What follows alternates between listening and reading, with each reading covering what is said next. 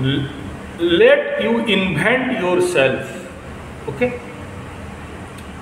let you invent for a new origin. Do you understand what is the meaning of origin? एक नया दिगांत को खोज करना है अभी, और ऐसा आदमी ना नेचुरल मल्टी टैलेंटेड होते हैं।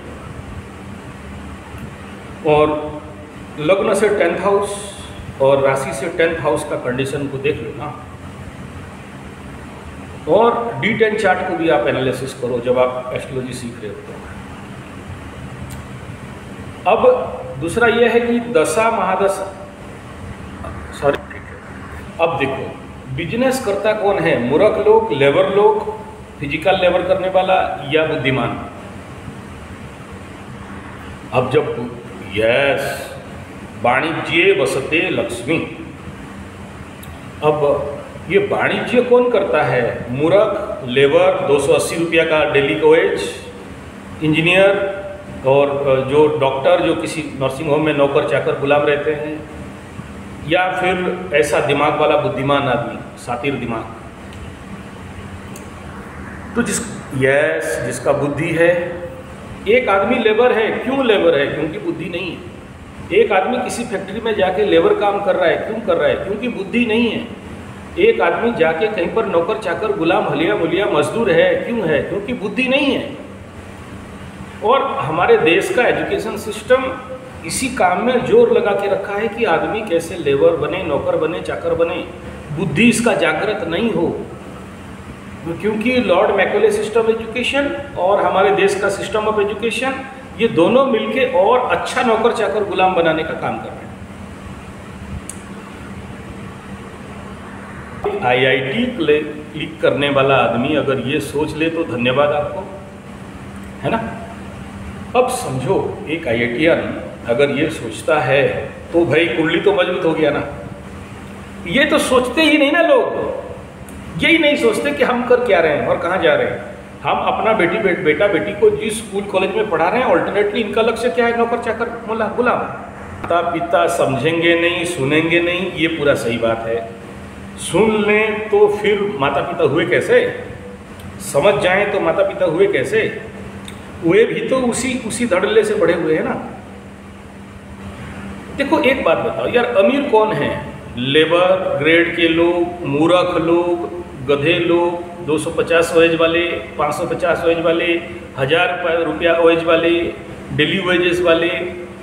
मेरा कुछ भाई हैं जो IIT VIT वाले हैं, तो जब आते हैं मेरे घर में तो पूछता हूँ what is the difference between you and A IIT labour, engineering labour, और एक ठेपा छाप रिक्शा चलाने वाला, कुली कवाड़ी करने वाला, सिविल लेबर, डिफरेंस क्या है। डिफरेंस तो कुछ भी नहीं है ना। तुम्हारे पास IIT वाला लेबर हो तो वो 250 रुपये का लेबर है या 500 रुपये का लेबर है। तो भाई ऐसा है ना कि जिसके पास IIT वाले और बाकी हायर एजुकेटेड वाले अंदर से मरे हुए एक डेड बॉडी हैं, करेक्ट बात। अभी देखो अमीर कौन, जिसके पास बुद्धि है।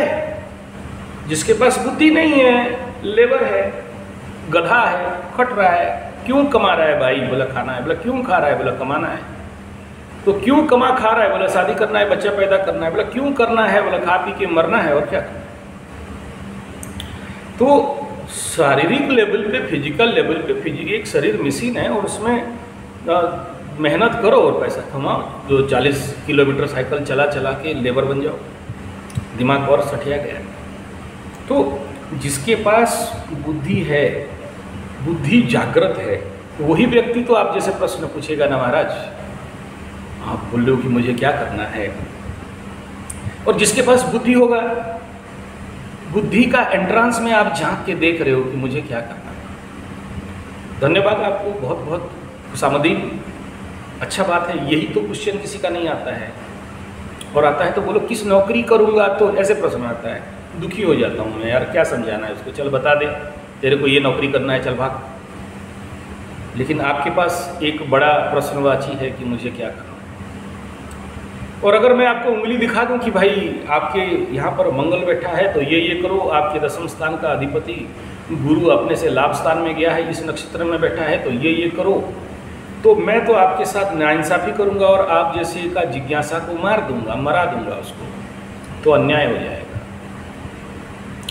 मैं यहाँ आपको ये कहूँगा कि भाई आपका जो बुद्धि सुप्त अवस्था में पड़ा है ना, उस बुद्धि को जागृत करो तो रास्ता दिखाई देगा। और आपके पास एक सोर्स नहीं, कई सोर्स से, और मैं कहता हूँ ऐसे कुंडली को ऐसे कहा जाता है कि भाई आप जो इच्छा करोगे वही मिलेगा, जो चाहोगे वो आपके पास पहुँच जाएगा। इच्छा तो करो। और बोलते हो कि अभी मैं क्या इच्छा करूँ अभी आपका प्रश्न होगा। हाँ, वेरी गुड, आपके सारे इच्छे पूरी हुए हैं, आप खुद मानते हो, वेरी गुड। देखो कुंडली में ना बुध से व्यवसाय, बुध से बुद्धि, और बुध 90% कुंडली में अस्तगत या डैमेज कंडीशन में रहता है। लाल किताब में बुध को बहुत महत्व दिया गया है। मतलब लाल किताब का पूरा खेल बुध के आसपास ही चलता है, बाकी ग्रहों के ऊपर तो बाद में चलता है, क्योंकि बुद्धि विहीना पशु भी समाना। और कृष्ण भगवान गीता में भी बताए, बुद्धि योगा धनंजय बुद्धु शरण कृपणा फल हे तब। बुद्धि को लेके चलो, और जब भी किसी का विनाश का समय आता है ना, तो बोलते हैं कि भगवान उसका बुद्धि को खराब कर देता है या दुर्बुद्धि हो जाता है, और ऐसे बोलते हैं विनाश काले विपरीत बुद्धि। जब विनाश आता है तो बुद्धि विपरीत हो जाता है। और किसी को आपका हुई है आपका 2017 में हो गई थी। तो इस बुद्ध को देखो, कुंडली में कंबस्ट बुद्ध या बकरी बुद्ध या अस्तगत बुद्ध, अस्त और कंबस्ट दोनों अलग अलग है। एक जला हुआ है और है लेकिन अस्त है, अस्तांगद, ठीक है। और स्तंभित बुद्ध, और पाप पीड़ित यानी पाप ग्रहों के साथ या पाप ग्रह के दृष्ट बुद्ध, और जड़ बुद्ध राहु के साथ बैठ के, शनि के साथ बैठ के, और एक होते हैं उल्टा बुद्धि, एक होते हैं पाप बुद्धि, एक होते हैं सुबुद्धि, एक होते हैं कुबुद्धि। तो ऐसे ऐसे बुद्ध का सप्लाई है। मतलब एक ग्राफ बना लोगे ना ऐसा करके ग्राफ का, तो एक तो पॉजिटिव बुद्ध होता है, एक नेगेटिव बुद्ध होता है। और एक जो नेगेटिव मतलब माइनस बुद्ध का अगर लिख दो ना, 1 डिग्री 2 डिग्री 3 डिग्री 10 डिग्री, और -1 -2 -3 10 डिग्री, तो एकदम नीचे में जाएगा गधा, मूर्ख, महामूर्ख, गधा, परम राजमूर्ख, मूर्खाधिराज। और ऐसे ही ज्ञानी में परम ज्ञानी, ज्ञानी, महाज्ञानी, राजज्ञानी। तो ये जो बुद्ध का कंडीशन कुंडली में होता है, और इस बुद्ध को जागृत जब तक नहीं करते हो और मैनेज नहीं करते, मैनेजमेंट एंड उसको एक्टिवेट करना, ठीक है, तो फिर आदमी जो सुप्त बुद्धि है, हीन बुद्धि है, तो वो उसका जिंदगी का बेड़ा गर्द हो गया। और इसीलिए खास हम लोग आ रहा हूँ। देखो बुद्ध एक ऐसा प्लैनेट है ना सूर्य से नेचुरल कॉम्बस्ट रहता है, और जिसका बुद्धि क्षीण तीक्ष्ण बुद्धि, जिसको बोलते हैं शार्पेंट नॉलेज, शार्प नॉलेज। तो देखो क्या बोला, 99% बुद्ध का कंडीशन मैक्सिमम कुंडली में खराब रहता है। 1-2% अगर रह गया अच्छा तो हो गया, तो वो बहुत किस्मत से मिलता है ऐसा बुद्ध। हर एक का बुद्ध का हालत ऐसे ही रहता है। उसके पीछे बड़े सारे कारण हैं। ऐसे तो बुद्ध सूर्य के पास चलते रहता है, 28 डिग्री 28 से पहले सूर्य के पास फिर दौड़ के लेट आता है, बकरी होता है, मार्गी वगैरह वगैरह, उसका भिन्न भिन्न स्थिति रहता है। तो नेचुरल बुद्ध कभी सूर्य से जल जाता है, कभी बकरी हो जाता है, कभी अस्त हो जाता है, फुटपाथ कूदफात के चला जाता है, कभी किसी ग्रह के साथ बैठा तो उसका गुणधर्म अपना कोई वजूद नहीं है।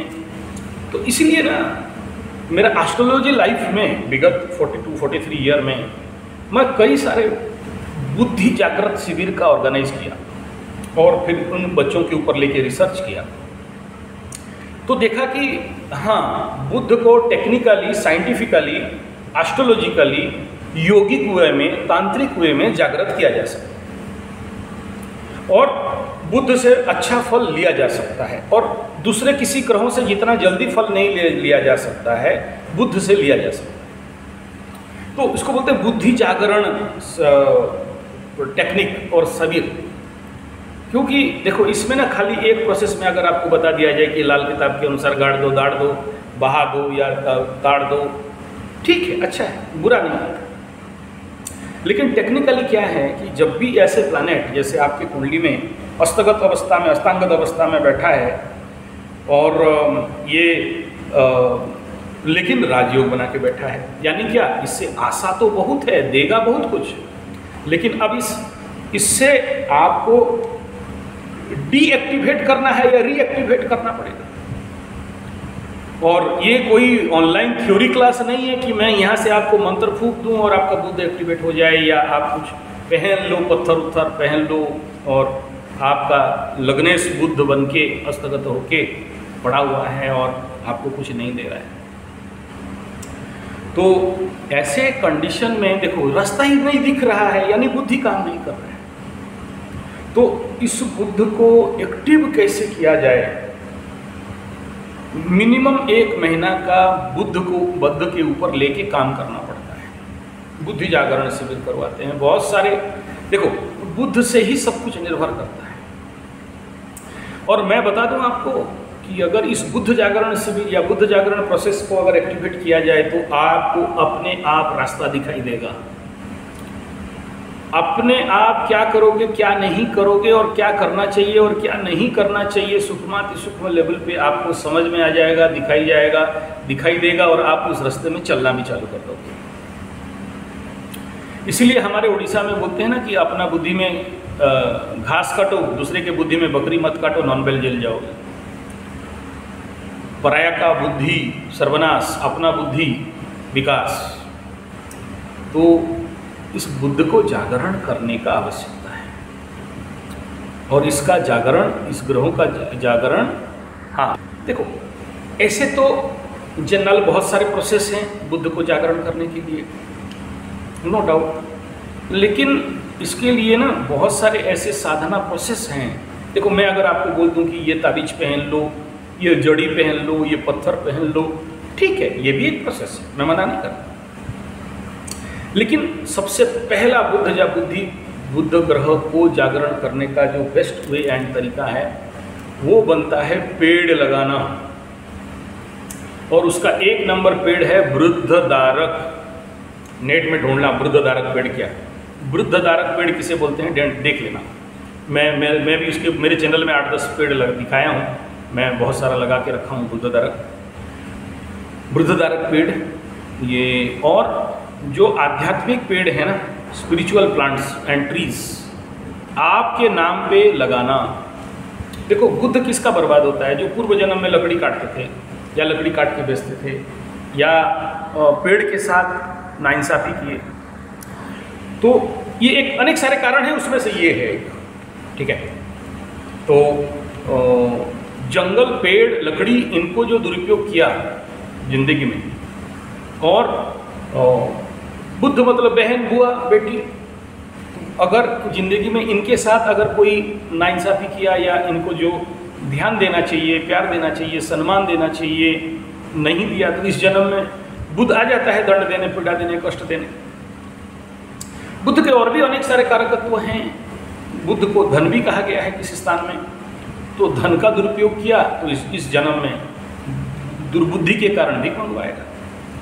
तो ऐसे बहुत से विषय एस्ट्रोलॉजी में बताए जाते हैं बुद्ध को लेके। और बुद्ध माने गृहणी, बोलते हैं जितना हरा साग सब्जी खाओगे बुद्ध अच्छा रहेगा। अब यहाँ इंपॉर्टेंट फैक्टर क्या है? बुद्ध को नारायण का भी अवतार बताया गया। तो भगवान श्री विष्णु सहस्रनाम करना, उसका साधना करना और उसका हवन करना। मैं ये सब वो टेक्निक बता रहा हूँ जो इंडिया में आप फॉरेन में रह के, जर्मन में रह के कर सकते हो, इंडिया आना नहीं पड़ेगा। यहाँ पर हम लोग स्पेशल टेक्निक में करवाते हैं, जिसमें कि बुद्ध को एक्टिवेशन करने के लिए कई प्रकार के हवन करवाते हैं बुद्ध एक्टिवेशन के लिए। और स्पेशल देखो, जो चीज़ आपके शरीर में कम होता है ना, उसका वो एलिमेंट वो जब हवन करते हो और उसके माध्यम से आपके शरीर में लेते हो तो वो एक्टिवेट होता है और आपको सहायता करने लगता है। तीसरा, यहाँ पहले बुद्ध को समझना पड़ेगा कि 4 इफेक्ट होते हैं: मन, बुद्धि, चित्त, अहंकार। मन, बुद्धि, चित्त और अहंकार। इस चार को समझना है। मनो बुद्धि अहंकार चित्तानि नाम, इसको समझना पड़ेगा। तो मन क्या है और मन के अंदर बुद्धि क्या है और इस बुद्धि को कैसे एक्टिवेट करना है। द डेफिनेशन ऑफ बुद्धि इज व्हाट, ये पहले आप जानते हो? IITian सर नहीं जानते हो? नहीं, सबकॉन्शियस ब्रेन नहीं। माइंड का थ्योरी जानते हो, थीसिस जानते हो? What is called mind? What is the definition of mind? अच्छा, तो यहाँ चार चीजें हैं हमारे अंतःकरण में, मन, बुद्धि, चित्त, अहंकार। मन को दे दिया गया चंद्रमा को, बुद्ध को दे दिया गया बुद्धि को, चित्त को दे दिया गया है केतु और बृहस्पति को, और अहंकार को दे दिया गया सूर्य को। और ये जो चित्त है इसको कभी कभार शनि को भी दे दिया गया है। लेकिन इंपॉर्टेंट पार्ट है, that is the store of all the past life is Ketu, that is called subconscious. अभी समझ में आया? मैं बता देता हूँ। The discrimination between right and wrong is called बुद्धि, intellect, and the flow of thought is called mind, and the store of memory is called chitta, which is called ketu, shani and brihaspati, and I-ness is called ego, that is called sun, surya। विवेक अलग हो गया, ठीक है? विवेक बुद्धि दो शब्द इसीलिए हैं कि विवेक अलग है और बुद्धि अलग है। विवेक द श्रेयस एंड प्रेयस मार्ग के मध्य स्थान को जो विचार से ऊपर निर्णय कर सके। तो ये बड़े सारे थीसिस हैं, इसमें घुसोगे तो पगलाओगे। ये ऑकल्ट साइंस ही है, बहुत गहरा विज्ञान। मैं आपको इतना कह देता हूँ कि ये अगर अपने बुद्ध को जागृत करना है तो पहले मन का जागृत करना पड़ता है, चंद्रमा को, मन को, और मन से फिर मन, बुद्धि, फिर चित्त, फिर अहंकार। तो चित्त में जो स्टॉक पड़ा हुआ है आपका अंदर का, वो उभर के बाहर आएगा और ड्राइविंग फोर्स देगा सूर्य और मंगल। जिस तरफ आप जाओगे, मन में बहुत सारे प्लानिंग आ सकते हैं लेकिन एग्जीक्यूट नहीं हो पाता है, आप उसको अप्लाई नहीं कर पाते हो। आप उसको मन में बड़े सारे सोचते हो कि ये कर देंगे, वो कर देंगे, ऐसा कर देंगे, तैसा कर देंगे, ताड़ देंगे, मोड़ देंगे, गाड़ देंगे, उखाड़ देंगे, उल्टा के पलटा के रख देंगे। लेकिन जब करने का टाइम आता है तो मन किसी और जगह में विक्षिप्त होकर ड्राइव कर देता है, आपको डाइवर्ट कर देता है। और ये डाइवर्ट फोर्स होता है राहु, जो कि आपको डाइवर्ट कर देता है, आपके लक्ष्य तक लेने नहीं देता है, ठीक है? तो सबसे पहला आपको मैं क्या बताया, एक पेड़ लगाना है। आप अपने वहाँ जर्मनी में नहीं लगा सकते हो तो इंडिया में लगाओ। आपके पास कोई ऐसा व्यवस्था है तो, नहीं तो मेरे पास वो व्यवस्था है, हम लोग करते हैं और इस बार बहुत सारे लोगों का कर रहे हैं। दूसरा ये है कि वृद्धधारक का जड़, आज शनि पुष्या है, अगला अगस्त 31 को पड़ रहा है शनि पुष्या, तो उसमें संग्रह करके धारण करिए। थोड़ा कष्ट होता है, थोड़ा खर्चा लगता है, ठीक है? आज अभी दिन का 10 बजे से शुरू हो गया है, कल सुबह 7 बजे तक चलेगा। या फिर अगस्त 31 को बहुत अच्छा मुहूर्त मिल रहा है, उस दिन 2024 अगस्त the best time zone for collection of वृद्धधारक, फॉर अपलिमेंट ऑफ बुद्ध। दूसरा सितंबर 17 एक बहुत अच्छा योग दिखाई है, मैं उसके ऊपर वीडियो भी दिया हूँ, कल पब्लिश करूँगा, ऑलरेडी अपलोड कर दिया। मंगलवार 17 सितंबर शतभिषा नक्षत्र रहेगा, उसमें उसी प्रकार का एक यंत्र का निर्माण किया जाता है जो आपके जीवन में 100% सुख, शांति, समृद्धि और उन्नति देता है। मैं आज तक फेल्योर नहीं हुआ, जिसको भी दिया हूँ 5 साल में एक बार योग लग रहा है, इससे पहले इसका योग नहीं लगा। 5 साल के बाद एक अच्छा योग लग रहा है, आगे पता नहीं 5-7 साल तक योग रहेगा नहीं रहेगा। मैं तो ढूंढा, मुझे नहीं मिला, लेकिन ये मुझे 5 साल के बाद योग मिला। और 5 साल पहले जिसको जिसको भी वो यंत्र बना के दिया, आज सब मेरे को मुँह मांगा रेट देने के लिए तैयार है। अच्छा काम करता है, आप देख लेना। ये चंडी पुस्तक पहला अध्याय में ये बताया गया है, चंद्र शतभिषांगदे विलिख्यम यंत्रम विधिज्ञो विधिवसात, यानी उसको धारण करने से हर प्रकार की इच्छाएँ, सब इच्छाएँ, शुभ इच्छाएँ परिपूर्ण होते हैं, बुरे इच्छे नहीं परिपूर्ण, नेगेटिव नहीं, पॉजिटिव होता है। तो ये बुद्ध का द्वितीय रास्ता था। और मैं उसके बाद बताया विष्णु सहस्त्रनाम बुद्ध के लिए बहुत अच्छा रिकमेंड किया गया है। तीसरा है कि जिसका बुद्ध ऐसे कंबस्ट पड़ा हुआ है कुंडली में, जरूर उसका जाप करके उसका हवन करा लेना चाहिए। वैदिक मंत्र, एकाक्षरी मंत्र, तांत्रिक मंत्र, तीनों मंत्र में हवन करना चाहिए। और बुद्ध को तो रेगुलर जाप करना चाहिए। और इसके लिए गणपति और माँ सरस्वती, ये दो इसको सपोर्ट करने वाले तत्व रहते हैं। तो ये दो तात्विक मंत्र है जो इसको बुद्ध को गाइड करता है। एक तरफ गणपति, एक तरफ सरस्वती, और योगी दोनों मंत्र का हवन करके इसको एक्टिवेट करने का प्रोसेस। चौथा है इसके आधारित फूड, आहार। अब देखो, सब कोई पेट भरने के लिए खाता है। गवर्नमेंट का सिस्टम और हमारे फूड प्रोसेस और हमारे बड़े बड़े मल्टीनेशनल्स पेट भरने के लिए और मन को भरने के लिए hot dog, burger, pizza, chowmein, manchurian, चाय समेत दूर रखो बीड़ी, सिगरेट और जितने यूरिया, फॉस्फेट, ब्रोमोन, नाइट्रेट, टी20, डीटी, गैमेक्सिन, थीमेट, जहर खिला खिला के हमारा बुद्धि को जहर करती है। किसी भी आदमी को पूछना भाई पेट भरने के लिए तो खाया, पापी पेट का सवाल है, मन के लिए क्या खाया, बुद्धि के लिए क्या खाया। लोगों को पता भी नहीं कि बुद्धि के लिए क्या क्या खाया जाता है। बुद्धि बढ़ाने के लिए कोई बोलेगा अखरोट खा लो, कोई बोलेगा पिस्ता खा लो। बुद्धि के लिए क्या फूड है? तो किताबें, बुक्स, नॉलेज, पढ़ाई, एजुकेशन कौन पढ़ता है? आंख, ब्रेन, माइंड। यही है गुप्त रहस्य। आप बोलोगे पानी निकालेंगे, कहाँ से निकालोगे? बोले मट्टी खोद के निकालोगे। मट्टी के अंदर पानी कौन डाला? तो जब आप बोरिंग करते हो ना, बोरिंग मशीन लगा के गिर, तो एक जगह जाता है जहाँ से फटता है और पानी निकलता है। ऐसे ही आप स्वयं ज्ञान स्वरूप थे, हो और रहोगे। फिर हमें क्यों ज्ञान नहीं मिलता है? ठीक है, मैं अगर ज्ञान स्वरूप हूँ तो मेरा ज्ञान कहाँ? और मैं अगर ओमनी प्रेजेंट, ओमनीपोटेंट, ओमनीसिएंट, अयम आत्मा ब्रह्म सोहम तत्वमसि प्रज्ञानम ब्रह्म, जीव ब्रह्म ही बना पर हम ज्ञान स्वरूप, तो फिर मेरा ज्ञान कहाँ है? और कौन बता के रखा? बोला माया स्वरूप, मायात्मिका, त्रिगुणात्मिका माया आपको डाक के रखा है। बोले कैसे उघाड़ेंगे? इस उघाड़ने का प्रोसेस का नाम है activation of Buddha. Boring inside you, then दो ज्ञान रूपक जल आपके अंदर पड़ा है, फट के निकलेगा बाहर। और एक बार उस सोर्स के साथ कनेक्टेड हो गए तो फिर किसी और के पास कुंडली दिखाने का या फिर किसी को ये पूछने का आवश्यकता नहीं होता है कि मैं क्या करूं, ये दरिद्र पंचाक्षरी है, मुझे क्या करना है, मैं क्या करूं, क्या करने से मुझे लाभ मिलेगा, क्या करने से मेरा जीवन परिपूर्ण सफल होगा। तो इसके तरीकाओं को पहले जानना समझना पड़ता है, क्योंकि जो व्यक्ति अधूरा है, अधूरा ज्ञान लेके घूम रहा है, हालांकि हर कोई अधूरा है, कोई पूर्ण नहीं है, पूर्ण तो एक ही ब्रह्म है, पूर्ण ब्रह्म।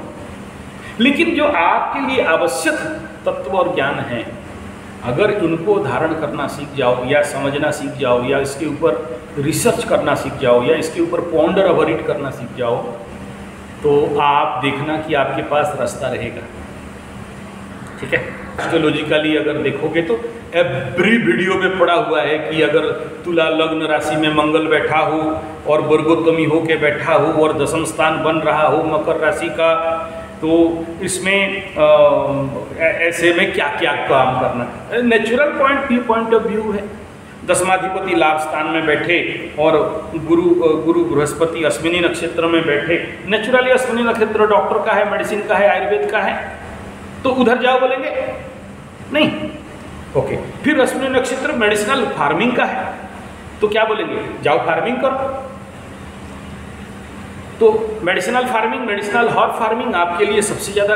देखो आज के डेट में ना साल का 25 लाख रुपया अगर कमाना है 1 एकड़ से, तो farming is the best way, medicinal farming. और मेडिसिनल फार्मिंग कोई चुरा नहीं सकता, ले नहीं सकता, तो बेस्ट वे है। और उसी प्रकार अगर देखेंगे कि मंगल यहाँ मकर राशि का दशम स्थान में मंगल जाके बैठा है चित्रा नक्षत्र में, तुला राशि में और तृतीय पाद में, तो क्या बोलेंगे आप? चित्रा नक्षत्र का अगर अंदर जाके घुस के पढ़ना चालू कर दोगे तो उत्तर तो एक ही मिलेगा। मंगल चित्रा नक्षत्र तृतीय पाद तुला राशि में बैठा है, मकर राशि का दशम स्थान कैरियर हाउस में, ठीक है, तो क्या बोलेंगे? मंगल, मंगल माने जमीन, मंगल माने भूमि, मंगल माने पुलिस, मंगल माने भाई। लेकिन यहाँ पर चित्रा नक्षत्र में इसको कारकत्व क्या रहेगा? रियल स्टेट जाने के लिए और पावर चाहिए था, 15 डिग्री चाहिए था, आगे और एक नक्षत्र पार करना चाहिए था, तभी रियल स्टेट में जाते, है कि नहीं?